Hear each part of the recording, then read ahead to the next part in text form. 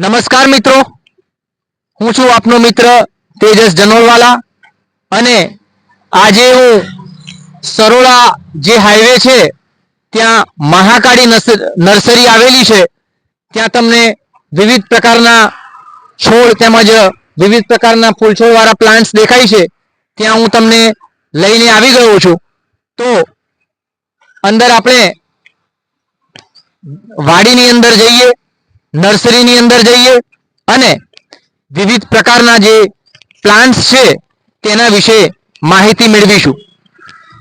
તો મિત્રો, અહીંયા નર્સરીના માલિક પણ હાજર છે, તેમની સાથે ચર્ચા કરીશું અને અંદર જે બી પ્લાન્ટ્સ વાવેલા છે અથવા એ મંગાવેલા છે એ પ્લાન્ટ્સ વિશે એમના મોઢેથી આપણે માહિતી સાંભળીશું. જય માતાજી કાકા. જય માતાજી. જય માતાજી. શું નામ છે તમારું? ભલાભાઈ. ભલાભાઈ, પહેલા તો એ જણાવો કે આ નર્સરી જે તમે ચલાવો છો, કેટલા વર્ષોથી આ નર્સરી ચલાવો છો? લગભગ 14-15 વર્ષ થયા. 14-15 વર્ષથી નર્સરી ચલાવો છો. ખૂબ સરસ. અંદરથી બધી માહિતી બતાવો અમને કે તમે કેટલા પ્રકારના પ્લાન્ટ્સ છે અને કઈ કઈ જાતના પ્લાન્ટ્સ છે એ આ દર્શક મિત્રોને જણાવો. તો આ અંદર બરાબર. હવે આ બાંબુ પ્લાન્ટ છે, એ લક્કી બતાવો. હા, લક્કી બાંબુ કહેવાય. બરાબર. એ લક્કી બાંબુ ઓફિસમાં મૂકવાના આવે છે. બરાબર. બીજા આ ઇન્ડોર પ્લાન્ટ કહેવાય. આ બધા જે છે ઇન્ડોર પ્લાન્ટ છે. ઇન્ડોરમાં ઓફિસમાં ચાલે, ઘરમાં ચાલે એ રીતેના પ્લાન્ટ છે. બધા અલગ અલગ વેરાયટીઓ છે અંદર. આ જો બધી ઘણી પ્રકારની વેરાયટીઓ છે અમારી પાસે. બરાબર. સ્નેક પ્લાન્ટ છે, એ પણ ઇન્ડોરમાં ચાલે. ઓક્સિજન પ્લાન્ટ છે, એનો ઓક્સિજન ભરપૂર મળે એ સ્નેક પ્લાન્ટ છે. બરાબર. ભલા ભાઈ, બીજી એક વાત જણાવજો મિત્રોને કે આ જે બધા પ્લાન્ટ છે એ તમે ક્યાંથી લાવો છો? હવે અમુક પ્લાન્ટ જે છે ટિશ્યુ પ્લાન્ટ આવે, એ બધા પૂનાથી આવે. પૂનાથી આવે, અહીં નાના આવે અને અહીંયા આવીને પછી આપણા વાતાવરણમાં એને મોટા કરવામાં આવે. બરાબર.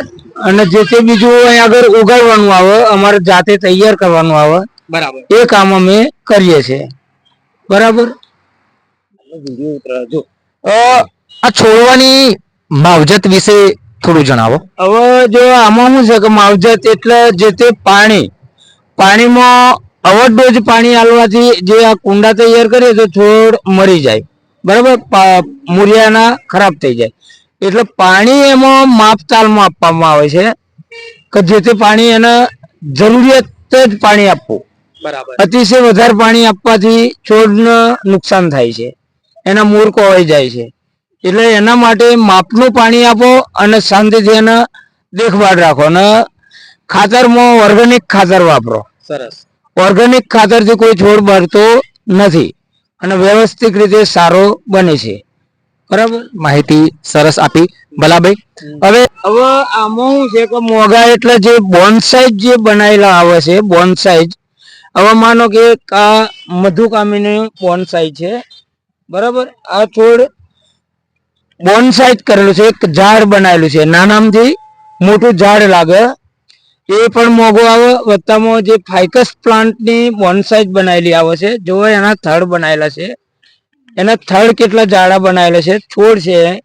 બરાબર. બરાબર. નીચે એનું થડ દેખાતું હશે. આનું એને નીચેથી બતાવો. નીચેથી બતાવો. એ બોનસાઈ છે. એ બધા પ્લાન્ટ મોગા આવે છે અને એને તૈયાર કરતા બહુ વાર લાગે, બહુ સમય લાગે છે, તાણે એ તૈયાર થાય છે. બરાબર. હા, એ રીતે. બીજી એક વાત ભલાભાઈ હું તમને જણાવી દઉં કે આ જે તમે છોડ વાવ્યા છે એના માટે પાણીની વ્યવસ્થા કેવી રીતે કરો છો? પાણીની વ્યવસ્થા ફુવારા સિસ્ટમ કરીએ છીએ. વત્તામાં નળીથી પણ આપીએ, છાંટીએ. એ રીતે અમે વ્યવસ્થા કરીએ. ઉનાળામાં 2 થી 3 વખત પાણી આપવું પડે છે.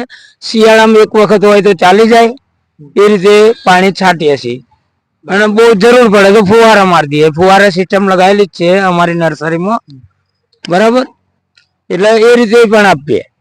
બીજી એક વસ્તુ ભલાભાઈ કે તમે અહીંયા ગ્રીન નેટ ઉપર લગાવેલી છે, એનું કારણ જણાવો અમને. હવે ગ્રીન એટલે એના અંદર જે તાપ સહન ના કરતા હોય અમુક છોડ એના માટે ગ્રીન નેટ મારવામાં આવે છે. અને જે બહાર છે એ તાપના છે એ તાપમાં તૈયાર થાય, એને સોએ મૂકીએ તો એ બગડે, એટલે સોયાના છોડ સોએ તૈયાર કરવા પડે, એ રીતે તૈયાર કરવાના હોય. ખૂબ સરસ ભલાભાઈ.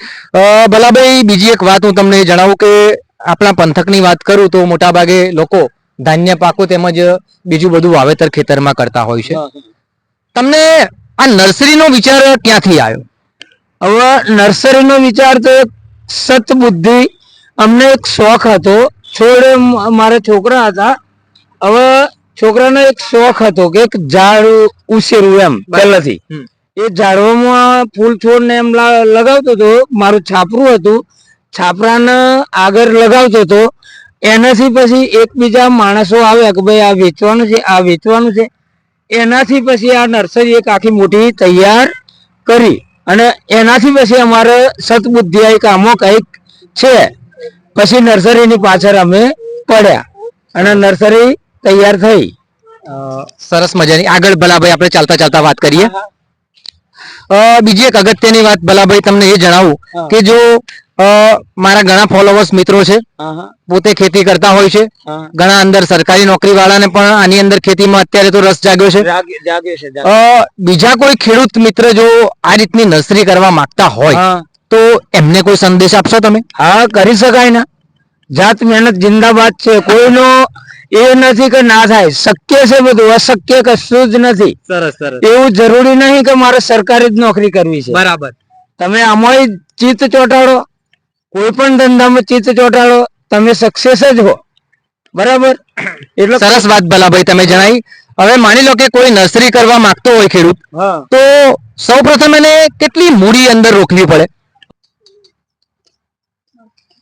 ભલાભાઈ એ જણાવું છું કે જો ખેડૂત મિત્ર કોઈ આ રીતે નર્સરી કરવા માંગતા હોય પોતાના ખેતરમાં, તો કેટલો એમને મૂડી રોકવી પડે?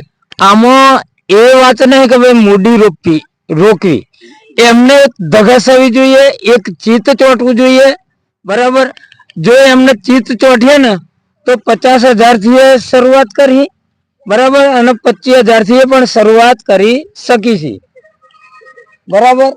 એ રીતે શરૂઆત કરી નહીં પણ ધંધો ચાલુ થઈ જાય, પણ કરવો જરૂરી છે. અને જાતે મહેનત કરી તો પછી માણસ રાખીને જો શેઠ બની તો એ શક્ય નથી. આ ધંધામાં શેઠ બનવાની આશા રાખવાની નહીં, મજૂરી કરવાની આશા રાખવાની, તો તમે સક્સેસ. બરાબર. સરસ વાત ભલાભાઈ તમે જણાવી. વિડીયો વધારે લાંબો કરાય એમ નથી, કારણ કે અમુક મર્યાદા હોય છે વિડીયોની. મિત્રો વિડીયો ગમે તો મિત્રો વિડીયોને લાઈક કરજો, શેર કરજો. નીચે મારી આઈડી છે તેજસ જનોડવાલા, એને કોમેન્ટ કરવાનું ભૂલતા નહીં. ભલાભાઈ જોડે આપણે ભલાભાઈએ સમય આપ્યો એ બદલ ભલાભાઈ તમારો પર ખૂબ ખૂબ આભાર. ધન્યવાદ. જય માતાજી. જય માતાજી. જય માતાજી.